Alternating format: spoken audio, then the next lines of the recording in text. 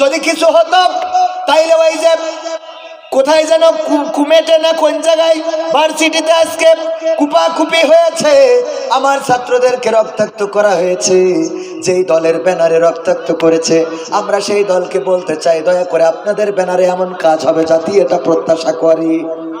কথা কয় না? কুমেটে মনে, হ্যাঁ কুয়েটে, কুয়েট বিশ্ববিদ্যালয়ে যে রক্তাক্ত হয়েছে, রক্তক্ষয়ী সংঘর্ষ সাধারণ ছাত্রদের উপরে চড়াও হয়ে তাদেরকে রক্তে রঞ্জিত করা হয়েছে। এই মাহফিল থেকে প্রতিবাদ জানাচ্ছি, এই বাংলাদেশে বাক স্বাধীনতা, কথা বলার স্বাধীনতা এনেছে ছাত্র জনতা, সেই ছাত্রদের পরে যদি হামলা করা হয় ছাত্র জনতা কেন বাংলাদেশের সচেতন কোন নাগরিক এটা মেনে নিবে না? আর যারা এই কাজগুলো করছে তারা কারা? ওরা কারা খুঁজে বের করা লাগবে। নাকি তারা মুখোশ পরিহিত, তারা বিভিন্ন দলের ব্যানারে অন্যায় অপরাধ করতে চায়?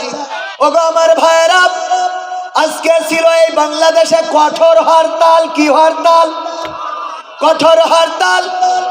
এটা কোনো রাজনীতির কথা বলার জন্য বলছি না, আর আমি মাহফিলে এসে রাজনীতির কথা বলিও না, প্রয়োজনও নেই। কারণ আমি মহিলা মেম্বারিতেও দাঁড়াবো না, আমার ডিসিশন ফাইনাল। মহিলা মেম্বারিতে দাঁড়াবো, আমার ডিসিশন ফাইনাল। হ্যাঁ, আমার সিদ্ধান্ত চূড়ান্ত।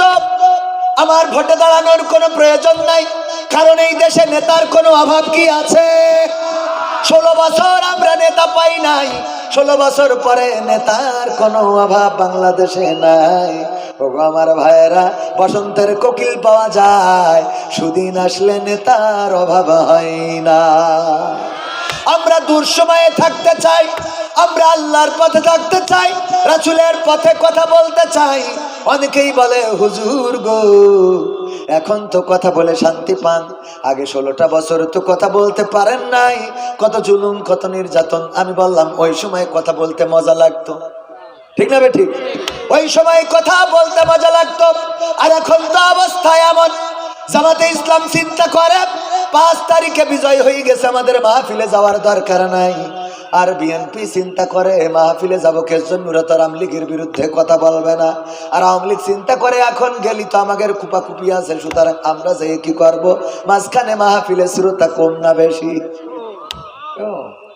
আর আগে চিন্তা করতাম বিএনপিরা মনে করতো হুজুর যেটা আসবে আওয়ামী লীগের বিরুদ্ধে কথা বলবে আমাদের ভাল লাগবে। আর আওয়ামী লীগ চিন্তা করতো যাই অন্তত হুজুরের কন্ট্রোল করার জন্য হলেও পাশে বসে থেকে একটু বলবো যে মুরব্বি। হ্যাঁ, এইটার জামাত ইসলাম সহ অন্যান্য ওলামায়ে কেরাম চিন্তা করতো আমাদের ইমানি দায়িত্ব যাওয়া। আর 5 তারিখের পরে মনে করছে এখন এসব কিছু আমরা না করলেও হবে, অনেক কিছু হয়ে গেছে, এখনো কিছুই হয়